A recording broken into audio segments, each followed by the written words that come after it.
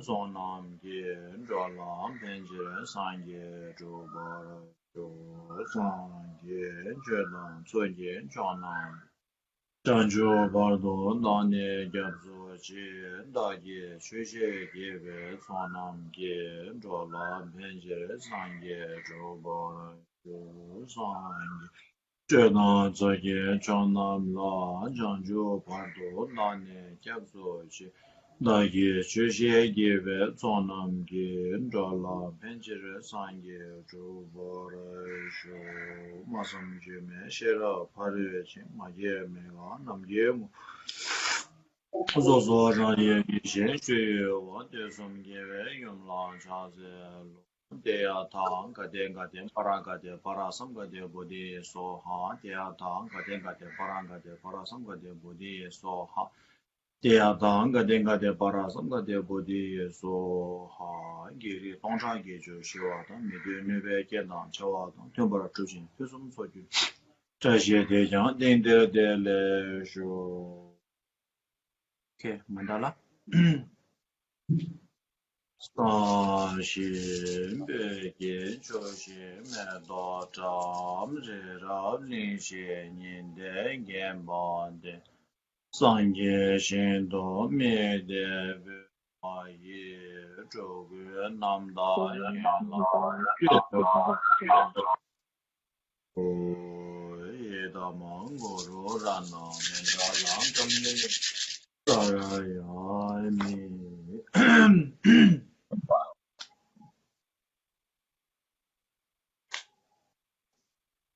Thank you. Please sit down.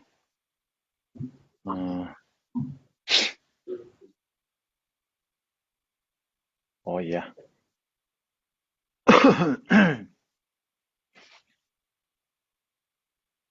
Greetings to everyone, and please listen to the following teachings with the Mahayana Bodhicitta mindset, which is with full conviction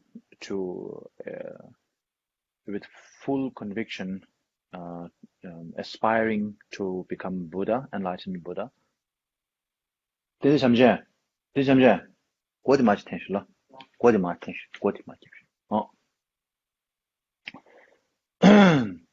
With full conviction to help mother sentient beings. So that should be the goal for listening to this particular teaching. And the particular teaching that we are going through this time as is the Precious Garland to the path of enlightenment by the unparalleled, incomparable Master Gampopa. And so far we are going through the 10 things that we need to take heed of, or 10 necessary things, 10 things we need to pay attention, or 10 things we should be heedful of. So these will be the instructions we will be covering today. So before I begin, I would like to remind to all of you that after the teaching, there will be opportunity for you to ask questions, so you can take note during the teaching and ask relevant questions from the textbook, or if there's something else, even if it's not relevant to the text, you can still ask the questions. But I suggest that you make it more relevant to the teaching, so that it will be helpful for all of us and for this teaching. But if you have some questions outside of this book, it is still okay. So you can ask questions at the end of the teaching. So just take a note of that. Yeah. So of the 10 things that we should be depending upon or relying upon, we have covered 7 of them already. So now there are 3 more left of this particular. So this will be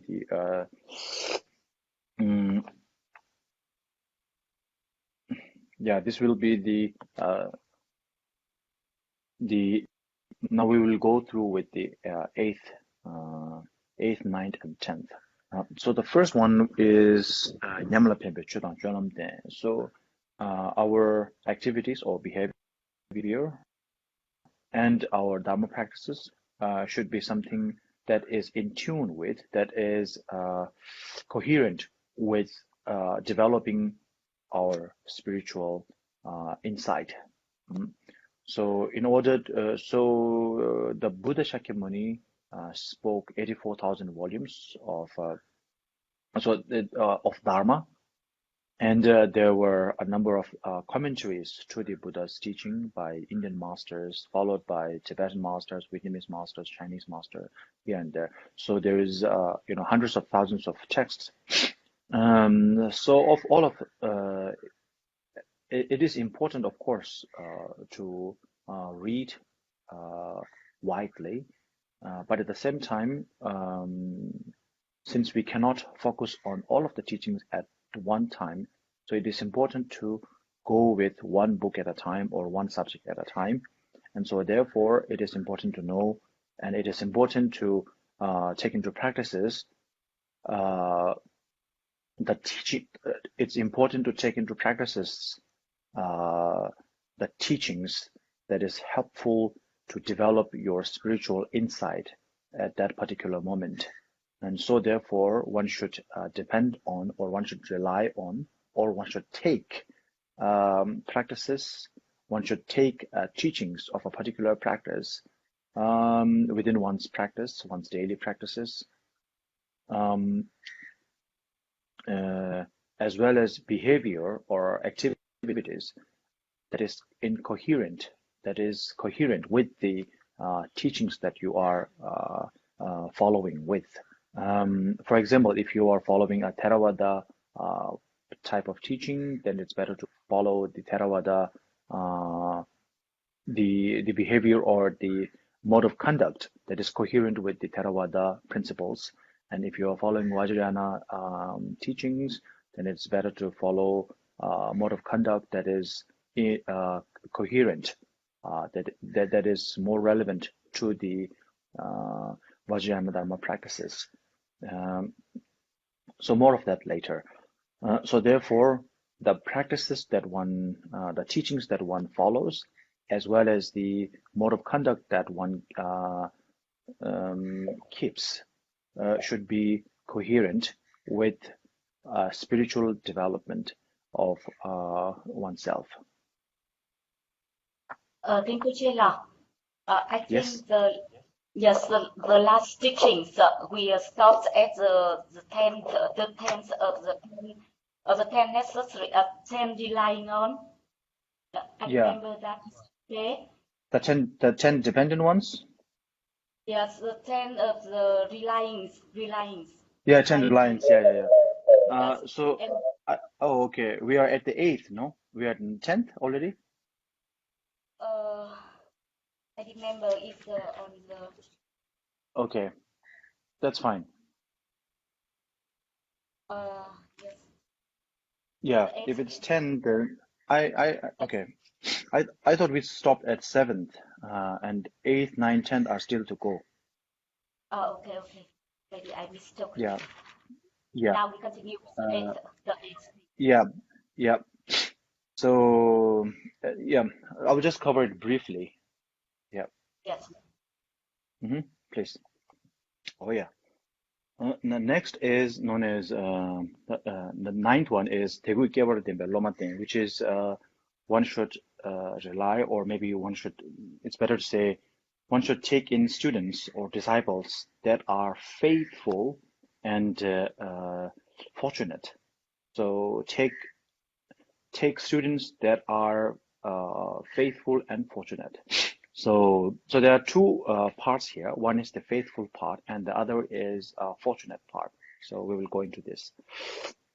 The first is faithful. Faithful meaning the student has devotion to the Dharma in general, and to the specific teaching that one is about to receive. So let's say that the student has a huge respect for Dharma in general, Buddha's teaching in general. But let's say that a student has no interest in Vajrayana or Tantric practices. So in which case the student has no faith or no devotion to Vajrayana practices, even though that student doesn't criticize other practices, but has no interest in learning about, let's say, Mahayana practice or Vajrayana practice, then to that student is, even though that student is faithful to the Buddha Dharma in general, is not faithful to the Vajrayana teachings. So, which means one should not teach Vajrayana practices to that particular student. And so therefore, since the mental disposition of the student has not ripened enough or not matured enough to listen to Vajrayana teachings, that student is not fortunate enough to receive Vajrayana teachings. So the student is fortunate enough to receive the Dharma teachings, maybe fortunate enough to receive Theravada teachings, but not Mahayana teachings, maybe Mahayana teachings, but not Vajrayana teachings, so on and so forth like that. So fortunate means someone who is something quite similar to, let's say, entitled, a student who is entitled or earned, a student who has earned their ways to receive this or that particular teaching. So that is what it meant by fortunate. So when one has the sufficient merit to have faith in a certain teaching, and let's say Vajrayana practices, and the student has devotion in the Vajrayana practices, and the student has interest in the Vajrayana practices, and the student can comprehend the meaning of Vajrayana practices, then the teacher should give the teachings of Vajrayana to that student. Only then, because otherwise, you go to a restaurant, ask for a noodle, and instead they give you some fried rice.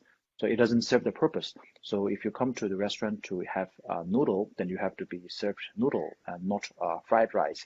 So this is what it means by being fortunate, being faithful, and being fortunate.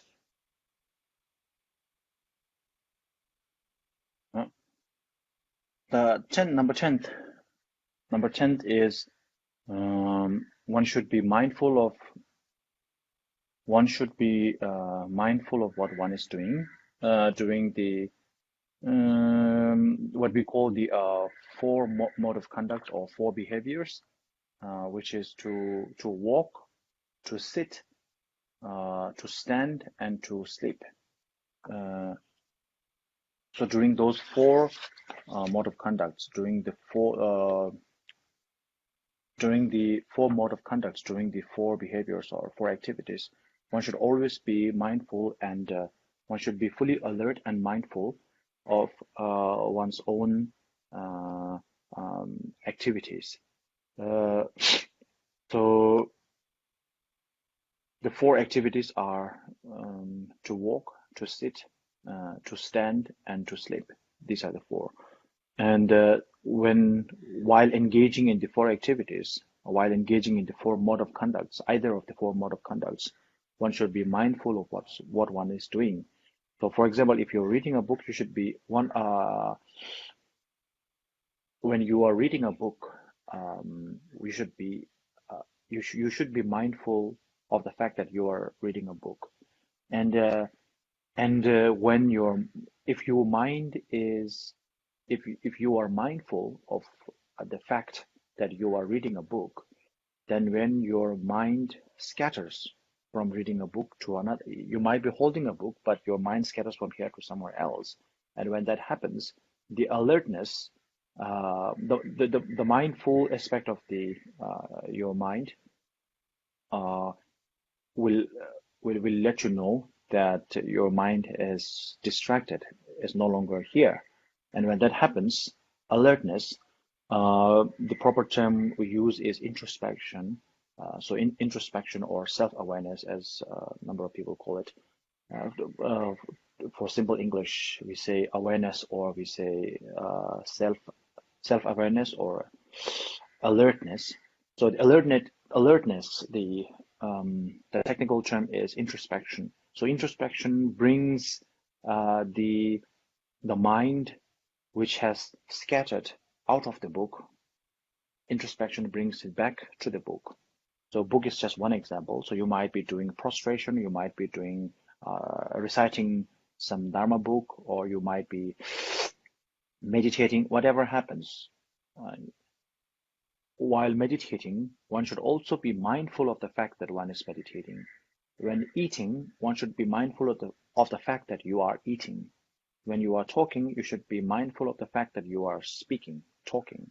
And if you are aware of the fact that you are talking, then your subject, the topic of your conversation will not digress. And when it starts to digress, when it starts to go off the track, then alertness or introspection can bring it back to the topic. So that is why it is important during the 4 mode of conducts. It is important to have those two tools, mental tools handy, mindfulness and introspection. So introspection can be called alertness for simple understanding. So alertness, mindfulness and alertness has to be there at all times during any mode of conduct. That is very important. Oh yeah. So that is the 10 reliable things, 10 things that we should be relying upon. Now that is covered, completed.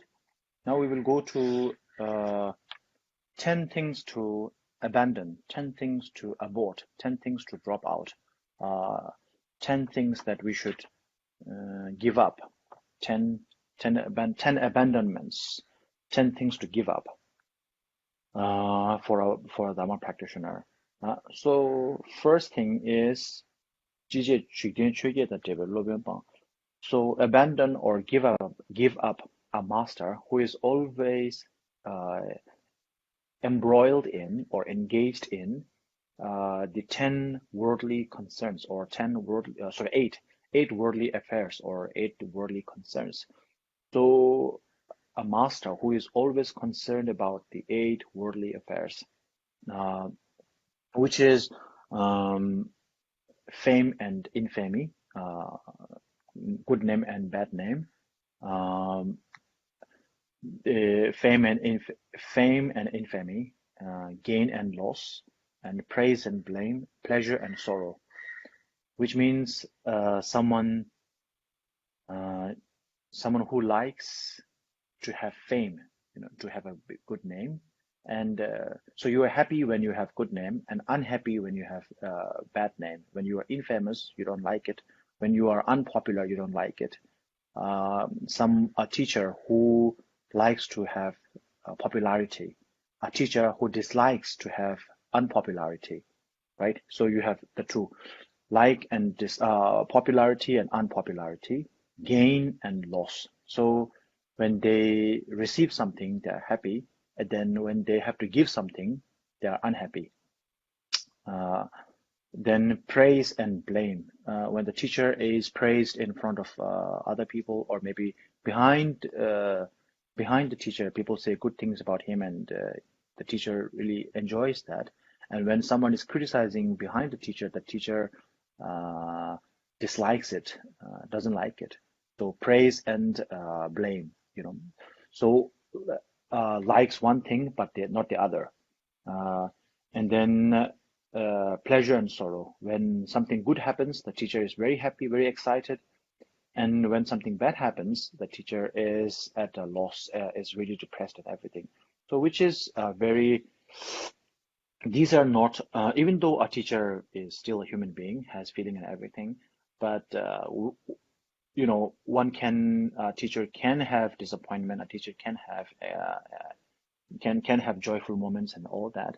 But if the teacher is too much concerned about the 8 worldly things, then the teacher is perhaps the teacher is not really practicing what he is preaching, and he is not much different from us.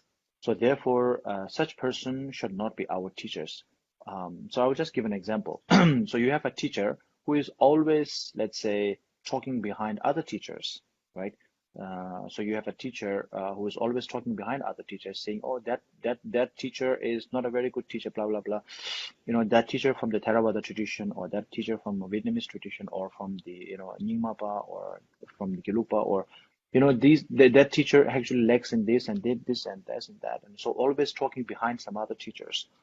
So even though it may seem like the teacher is talking about a particular spiritual Dharma point, but it is actually not really, the teacher is not really concerned about the Dharma practices of the other teachers, but deeply that particular teacher is actually concerned about the popularity or the fame or attention received by other teachers, and is in pure simple words, the teacher is envious, jealous of other teachers, which is very much similar to what we are like. We tend to become envious, jealous of our neighbors, our colleagues when they have better looking, I don't know, more expensive clothes and things like that. So we always compare in our life, our day-to-day life. And in the spiritual field, if our gurus do the same thing as we do in our day-to-day life, then there isn't much difference between the teacher that we seek to follow and the followers. So there isn't much difference between whom we are following and we as the followers. So since we are all in the same soup, there isn't much help the teacher can give us. Instead, many a times the teacher can encourage us to, up until now we have been engaged in worldly, non-virtuous activities. But when such a teacher, a jealous teacher, let's say a jealous teacher comes up and teaches you things like that, then you become engaged not just in worldly non-virtuous things, but also in spiritual non-virtuous things, being envious of other teachers, other lineages, saying bad things about other lineages, things like that. So that's why it's very important, because a teacher is supposed to be the lead, a guide. So when you have a bad guide, when you have a bad guide, you have a negative, bad influence upon you, especially in the spiritual sphere, spiritual field, which is very, very, very dangerous. So that's why one should give up, abandon, abort that kind of teacher, a teacher who is always concerned in the 8 worldly matters, 8 worldly affairs. Oh yeah. So the second one is giving up friends or companions that is harmful to your mind, that hurts your mind, that, let's say, drags your mind down, and then that also negatively affects your spiritual practices. So those friends you should abandon. So think of that as, we have the Buddha, Dharma, and Sangha. So the first is similar to the Buddha. Of course, Buddha is perfect. We have no question about that. So give up those, Buddha is a teacher. So similarly, give up those teachers which is harmful to your practices, and give up those friends or give up those types of Sangha, companions, which is harmful to your practices. So the second instruction is that give up the companions and friends that is harmful to your mind, that drags you down, and that actually, especially that slows down your spiritual practices. That being said, I would like to reiterate, I would like to iterate here, I would like to make a very strongly point out that when we say give up, when we say abandon, when we say abort, we are simply talking about keeping a distance.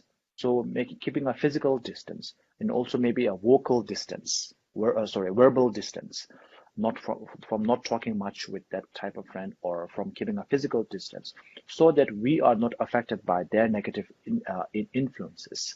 But we should not, verbally and physically, we can keep the distance, but mentally or from the heart, one should never give up either your teacher or your companions, even the bad companions, because we have, as a Mahayana practitioner, we have all sentient beings are we are grateful to all sentient beings, and we are indebted to all sentient beings, and we have pledged, we have vowed from this, every day, and this very morning when we first began the teaching, we said, Sangye Chodang Soge Chonamla, I take refuge in the Buddha, Dharma, Sangha for the sake of all sentient beings. So our enemies, the people who influences us negatively, who influences us positively, good, bad, everyone are part of the sentient beings. So therefore, one should never give them up from the heart. From deep down your mind, you should love them, care for them, and take pity, compassionate, take pity for them, because they are in such a poor state, and they are also not just in poor state, not just in such a bad shape themselves, but they are also making other people feel miserable and bad too. So they are subject of pity, subject of compassion, and not disgust. So one should never give up from the heart, but from physically and verbally keep a distance, because we are not perfect like the Buddha. Buddha is different. Buddha is perfect. So, he can go mingle with people who says bad thing about him or the Dharma or everyone. It doesn't affect him at all. We are not like that. We are not strong enough to withstand all that. So when we are with negative people, we get the influence. We get influenced very easily. So therefore, we should keep distance from them physically and verbally. But I will reiterate again: do not give them up from the heart. So the third one is so abandon or give up places that brings that is infested with violence or has a lot of distractions. So here, if you read the text itself, it says places and monasteries. So I think I said that on the first teaching. Even though it says monastery, the Tibetan word for monastery is Gompa. The original name of the meaning of Gompa is an isolated place. And since the monasteries were first built in isolated place, so isolate means usually a monastery has to be 3 kilometers distance from the town. At least 3 kilometers distant from the town. If the monastery is situated in the midst of the town, back then, right, during the Buddha's time, if it's in the midst of the town, then there will be a lot of distraction for the monks to practice. That's why a monastery should be 3 kilometers from the town. 3 kilometers is a long distance at that time, and there's no car and everything. So therefore, a monastery should be situated at an isolated place, which is outside of the town. And so the Tibetan word for isolated place is Gonpa, Gonpa, G-O-N-P-A, Gonpa. And so the text says Gonpa, and the translation here says monastery. So there is always some mix-up like that. So I told on day one, here when we say Gonpa, most of the time it means, in popular Tibetan language, Gonpa is referred to a monastery. But in the textbook, when they say Gompa, most of the time it is referred to an isolated place, not necessarily to a monastery. So that being said, so this is where the violence part comes in. So you would think like, oh, why would there be so much violence in the monastery, right? So we're not talking about monastery here. We're talking about an isolated place. So back then, in an isolated place, such as up in the mountain or in the forest, there are wild animals like tiger and bear and other wild animals which can so there is danger to your life. So there's violence to harm there's a possibility of violence to harm yourself, your body and other things. So also in the forest there are many robbers, right? So robbers and thieves used to hide in the caves up in the mountain or in the forest like that. So there's if there is such danger, then one should abandon an isolated place, a Gompa. So Gompa here refers particularly to isolated places, not necessarily. And also monks used to stay in cemetery, right, graveyards. So a graveyard is also a place where it's usually infested with robbers and convicts like that. So that's why one should abandon. And also, if a place seems to be quiet and seemingly nice and everything, but if let's say you are up in the mountain, but the mountain is so beautiful and there's beautiful stream of river going there and such a beautiful scenery, that instead of meditating, you are always watching the scene like that, and then your practices are distracted, and so it is, quite not very fruitful for your practices. So therefore, if a place is too comfortable and too pleasing, too pleasant, then one should avoid that place. So it should not be too it should not be too uncomfortable. It should not be too comfortable. It should be in between, not too comfortable, not too uncomfortable, but something that you can see, do meditation without, getting much distraction, at least atmospherically. So that's why. So this is the message. This is the meaning behind the third instruction. Now the next one, the fourth one, is giving up on livelihood, that is giving up on wealth to run one's life, that is based on cheating, that is based on robbing other people, that is based on stealing from other people, or that is based on fooling other people. Stealing and robbing, there are two different things. Usually in Tibetan we say yu as one word, but there are two different words in there. One is pretension, or pretending to be someone you are not, and cheating, which is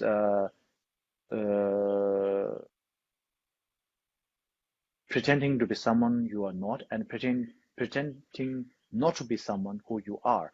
So these two, so there are two words. One is pretension and one is cheating. So one, you pretend to be someone you are not. Let's say you are not a great scholar, but you pretend as you are a great scholar. Let's say you are a convict, you are a murderer, and then you tell people that you are not. So one is to hide something, one is to impose an image that you are not. One is to hide something which you are, and one is to impose an image. One is to conjure an image which you are not. So these two things, you and you say Tibetan. So pretension and cheating. So these four means, robbing, stealing. So robbing is taking something violently, right, like a robber. Then stealing is something done quite discreetly without the other person's knowledge. Then pretension and cheating, pretend to be someone you are not, and pretend not to be someone who you actually are. By doing so, through these four means, when you take other people's, when you if you amass wealth through these means, and that would have a drastic effect on your spiritual practices. So immoral means amassing wealth or making a livelihood through immoral means will actually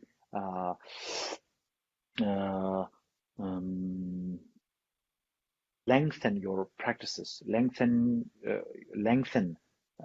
the duration of your spiritual practices for you to accumulate, for you to accomplish spiritual attainments.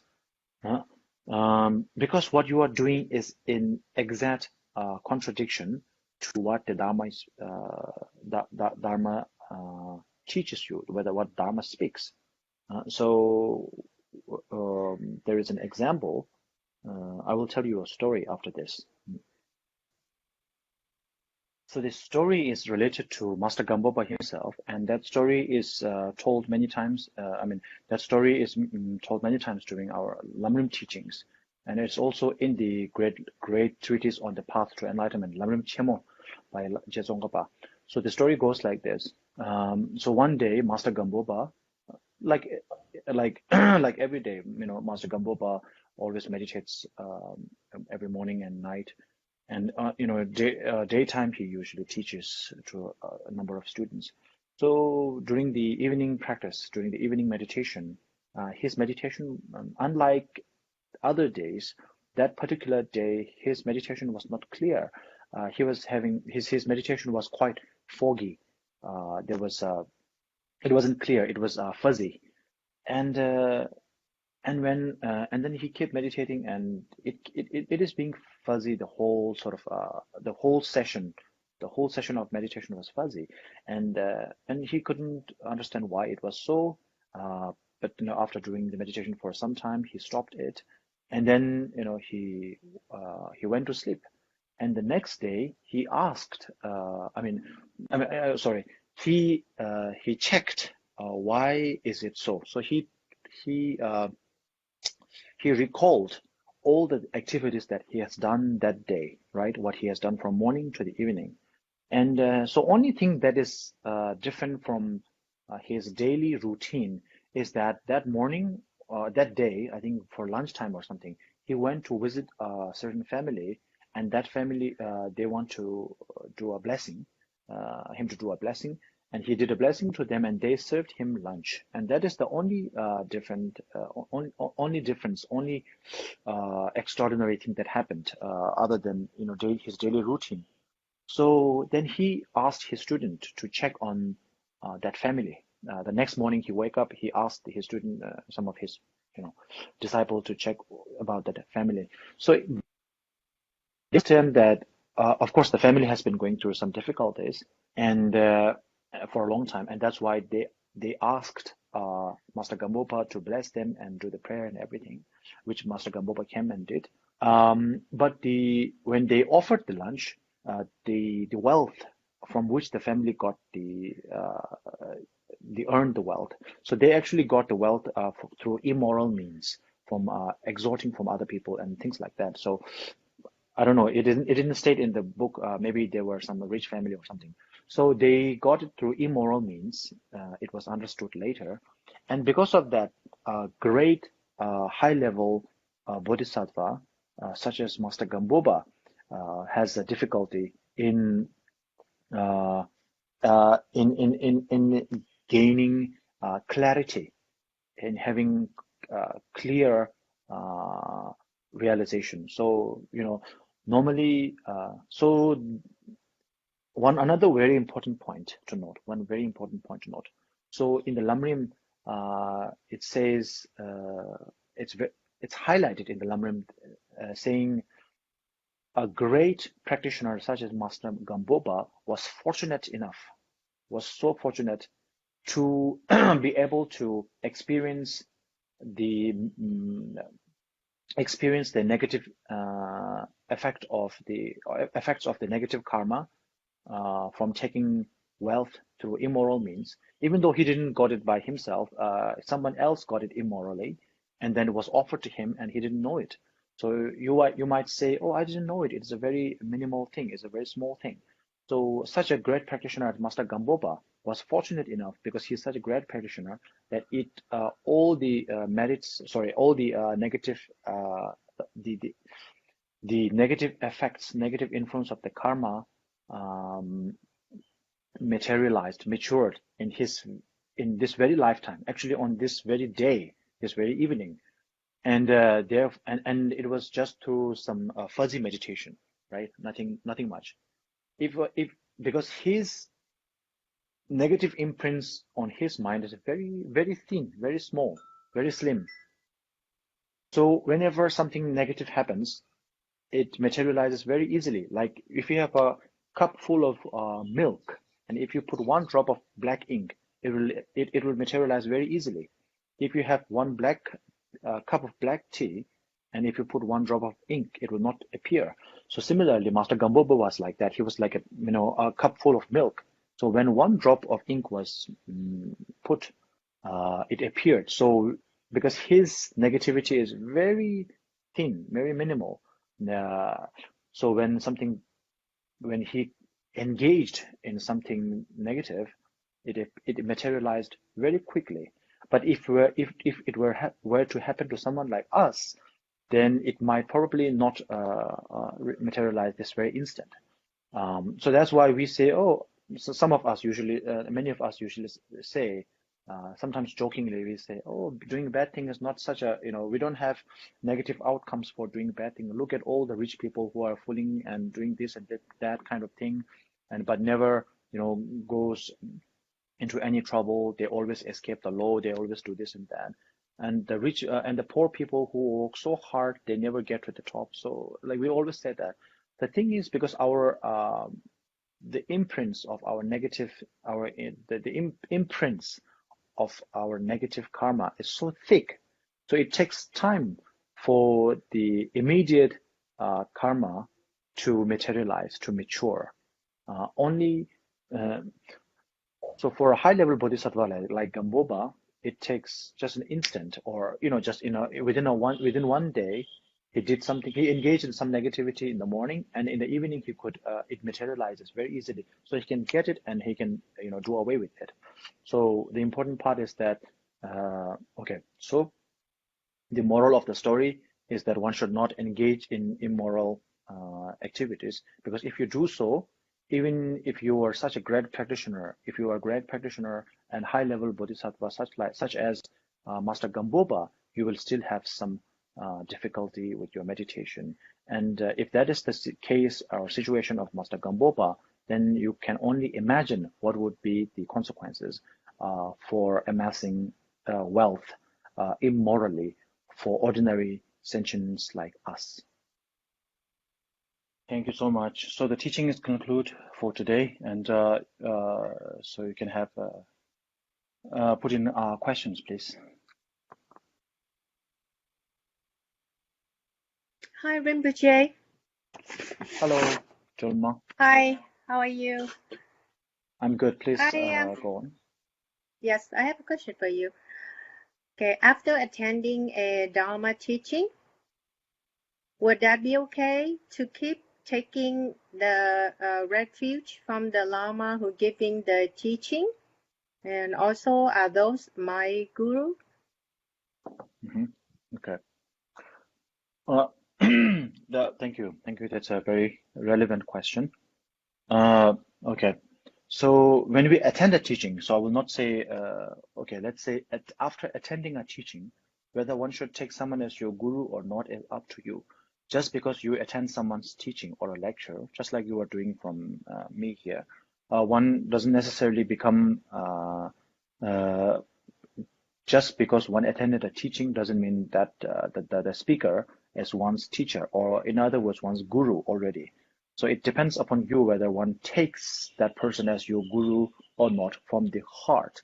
Once you take someone as your guru from your heart, whether you hear just one Om Mani Padme Hum, or maybe like 1 full year or 10 full years of Dharma teaching, that's up to you. If you listen 10 years of Dharma teaching and still don't take that person as your guru, that's still okay. Usually in the sutra, they speak about checking someone before taking that person as your teacher, checking them for 12 years. That is also okay. That's also advisable. Now that being said, if you feel like that person is genuine, and that person really makes strong change, moves you, motivates you in your mind, then you can take that person as your guru. And once you take the person as your guru, you can never sort of like, as we talked earlier, we can abandon them physically, but not from the heart. You cannot abandon the teacher from your heart at all. If the teacher is, let's say, abusing you or doing bad things, if that's what you see, if that's what you witness, then you can keep a distance, physical distance and verbal distance from the teacher, that person who is doing bad things. And also you can inform other people. If the teacher is like, fooling other people, that supposedly teacher is fooling other people, abusing other people, things like that, you can inform other people about the misdeeds, misdemeanors that the teacher is involved in. But still, from the heart, you should not have any hatred or animosity towards that teacher. That is important. So it is entirely up to you whether you take that person as your teacher or not. So there is unnecessary that I have to attend any special ceremony to choose a guru, but it just up to me, is up in my heart. So which one I chose my guru, right? Absolutely. All right. Thank you so much, Rinpoche. Welcome. Next. Rinpoche là, She Yes, asked please. us, yes, Rinpoche said that in the teaching that for the Dharma friends, if we face a Dharma friend who has very bad negativities, so we have to avoid and abandon them. So that's for the Dharma friends. But for the loved one, our relative, our beloved ones in the family, if that one has a bad negativities and very bad person, and what should we deal with them so that our spiritual path is not be affected by them, and we can have a harmonious environment in the family. Very, very good question. Very good question, and it's very relevant. I think in today's world, within a family, we have different views, and some people are very open-minded that even though one is not a practitioner, they will let their partners or their children or their loved ones to practice as they want, as they wish. But some people, some partners are not like that, so which is quite unfortunate. And so the recommendation that I would make is you cannot, as I said earlier, like normal friends, you can keep a physical distance, but with your family, it will not be possible to, especially in Asian culture, the family live together. So it's quite difficult to do that. So what we can do is you can practice indifference. You can practice indifference in the sense that practice patience and cultivate indifference to whatever they say. Let's say they will be talking negatively about the Dharma or anything like that. So since you are not in the position to sort of like defend or attack them philosophically, just don't just don't pay any attention to them and do what you have to do. Do your practices. You can always have time for yourself to devote to the Dharma practice. And let's say if your family is against you doing pujas or prayers or things like that, you can, Dharma practice at the end of the day. Buddha said very clearly, uh, do not commit in any unwholesome deed, any negative deeds, and amass a wealth of virtue. Do much good thing as you can. Don't do any bad things at all, as much as you can, and do as much good as you can. Okay, do not commit yourself to any unwholesome deed. Amass a great wealth of virtue, and and the last point is very important. Try to tame your mind, try to subdue your mind. And this is the teaching of the Buddha. So Buddha's teaching lies in three parts. Do not hurt other people, help others as much as you can, and try to subdue your mind, calm your mind. These three are the most important part. So these three practices, Buddha himself said, this is the practice of this is the Dharma of Buddha. This is the teaching of the Buddha. So this is the main practice for a Dharma practitioner. So it's irrelevant to the questions that was asked earlier. We talk about the ceremony and all these things. Ceremony is nothing other than celebration.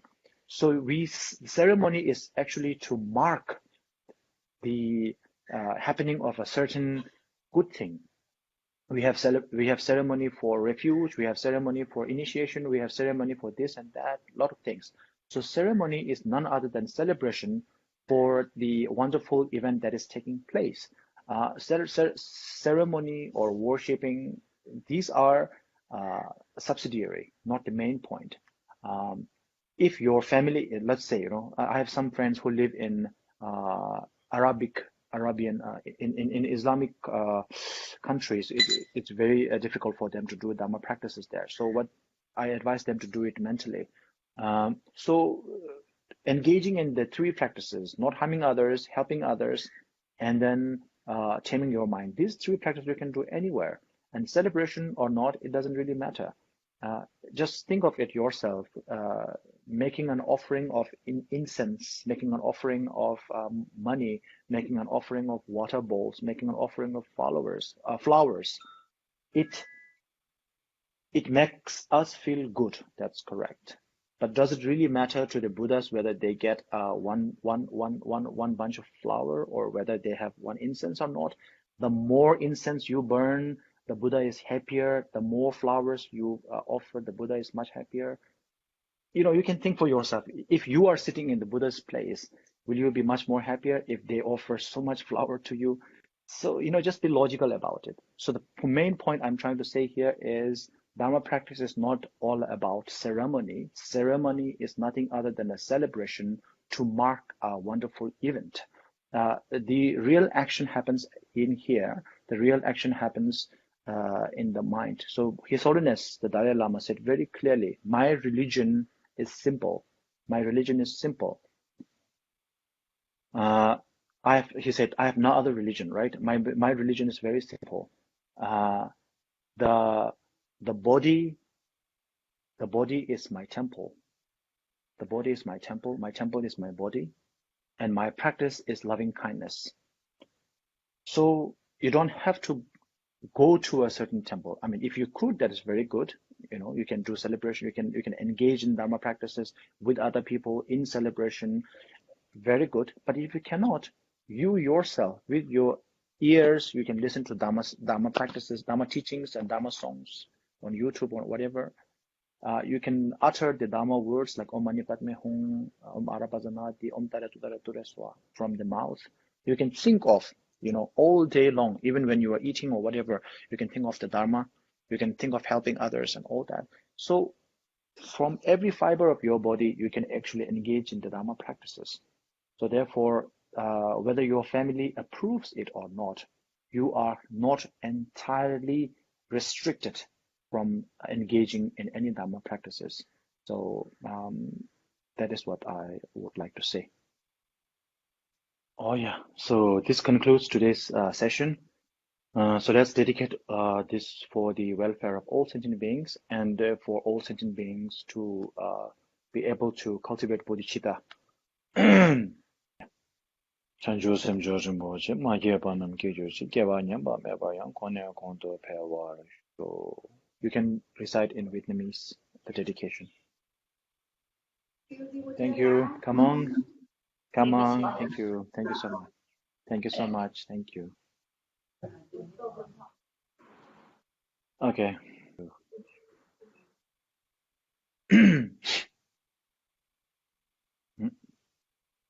Okay, we have the mixima. Okay. Thank you. Thank you. Yeah. Thank you. Bye bye. So we do mixima. Yeah. We do mixima and then we leave.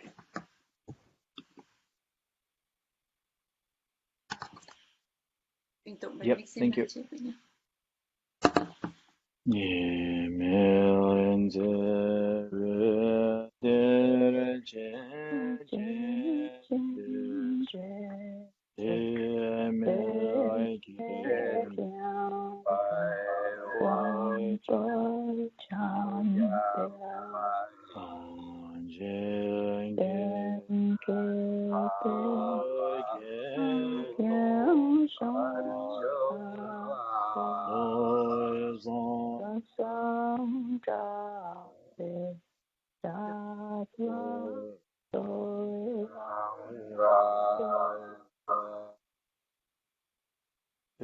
Come on. Thank you, Rinpoche.